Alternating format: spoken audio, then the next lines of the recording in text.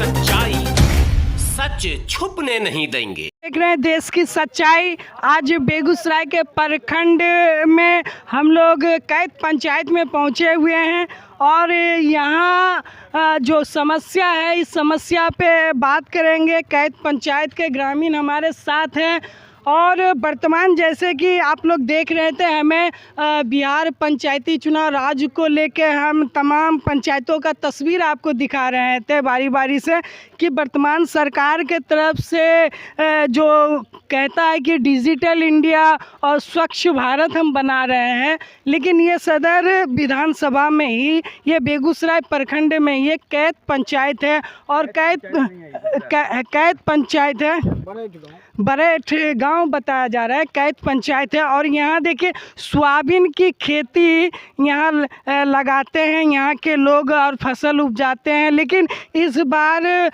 बाढ़ के पानी और बारिश के पानी के कारण यहाँ पे पानी आ गया और पानी आने के कारण और पानी यहाँ जम गया है और यहाँ पे सोयाबीन की जो खेती किसान भाई लगाए थे वो सब फसल बर्बाद हो गया है और यहाँ के किसान बहुत बेबस महसूस कर रहा है। और यहाँ तमाम किसान हैं, हम तमाम किसानों से भी बात करेंगे कि इतना जो नुकसान हुआ है और ऐसे मतलब नुकसान हमेशा हर साल होता है कि जब इस पे हम लोग बात करेंगे किसान भाई से भी और यहाँ तमाम साथी हैं, इन लोग से भी हम जानकारी लेने का प्रयास करेंगे। ये पानी हर साल आता है भैया? हाँ, हर साल आता है। हर साल फसल नुकसान हो जाता है? हर साल बारिश जैसे और पानी जब बढ़ा तो फसल तो बर्बाद, जब पानी लग गया तो ये तो सोयाबीन बर्बाद होगा ही, फसल तो बर्बाद हो ही रहा है। देखने वाला तो कोई है नहीं किसान को, अब सरकार इसमें जो करे। अच्छा देखिए अभी जैसे कि वर्तमान सरकार शिक्षा पे आके जोर देता है कि लोगों को हम लोग शिक्षित बनाएंगे और सुंदर शहर का सपना देता है, स्मार्ट सिटी, डिजिटल इंडिया, ये सब मतलब क्या लगता है? वही तो स्मार्ट सिटी सरकार दिया है। यहाँ तो पानी का सुविधा है नहीं कहीं से रोकने का, उसके पास में पानी देख लीजिए। सरकार को भी आप दिखाइए कि पानी कितना है यहाँ और किसान किस बेहाल में है। ये आज नहीं है, प्रत्येक साल का कहानी है बरसात के समय में। पानी कहने के रीजन के कारण जो भी है, सरकार कहीं से भी व्यवस्था ऐसा नहीं की है कि फसल बचा सके। और किसान का जब पैसे फसल बर्बाद हो रहा है तो किसान को मुआवजा नहीं मिल रहा है, सही से उसका देखभाल नहीं हो रहा है। अच्छा अभी तो आप लोग को मालूम होगा कि अगला नवंबर से ही जो किसान भाई बंधु जो आंदोलन अपना किया था एमएसपी को लेकर और लगातार उन लोग का आंदोलन चल रहा है और बहुत किसान वहाँ आत्महत्या भी किया है और वहाँ कोरोना काल में भी वो लोग डटे रहे और मौत भी हो गया है। और इस प्रकार से आप भी एक आशा और उम्मीद के साथ सरकार से गुहार लगा रहे हैं, बिहार सरकार से, कि हमारी फसल की मुआवजा दिया जाए। मुआवजा नहीं देंगे तो किसान तो बर्बाद होकर आत्महत्या नहीं करेगा तो क्या करेगा? तो आपको दिख रहा होगा कि 10 महीना 11 महीना से किसान रोड पे आंदोलन कर रहा है, वो लोग अभी तक कुछ आश्वासन नहीं दिया है वहाँ से। वो तो सरकार ही ना आश्वासन देगा किसान को। किसान के पास अगर कैपेसिटी रहता तो वो आश्वासन लेने के लिए बैठता क्यों? अभी जो फसल बर्बाद हो गया, किसान क्या कर सकता है? उसके हाथ में है क्या? नहीं फसल है, नहीं कुछ है, पूंजी भी नहीं है, क्या करेगा? वो तो सरकारें पर भरोसा है कि सरकार कुछ मुआवजा दे। अच्छा तो आपको विश्वास है, उम्मीद है कि सरकार से हम मुआवजा? विश्वास है तभी तो आप लोग के थ्रू वहाँ तक पहुँचाया जा रहा है कि सरकार किसी तरह आपके थ्रू जाके वहाँ किसान को मदद करने के लिए आगे आए। किसान को फसल कम से कम क्षति मिले कि अगला साल फिर खेती करेगा, नहीं तो ये तो जो भी पूंजी लगा वो वापस नहीं आएगा तो अगला फसल लगेगा कैसे? ये देख सकते हैं ये बेगूसराय कैथ पंचायत की तस्वीर है और यहाँ पे कैथ पंचायत के ग्रामीण है और ग्रामीण से हम लोग बात कर रहे हैं। और जैसे कि आप लोग देख रहे हैं कि टीवी के माध्यम से और अखबार के माध्यम से लगातार किसान भाई बंधु अपने हक अधिकार के लिए रोड पे आंदोलन कर रहा है। और इस कैथ पंचायत में भी आप लोग देख सकते हैं यहाँ कैथ पंचायत के ग्रामीण सब है और इनका फसल डूब गया है और ये लोग बेहाल हो चुका है, मतलब परेशानी ज़्यादा आप लोग को बुझा रहा होगा कि हम लोग क्या करेंगे अब।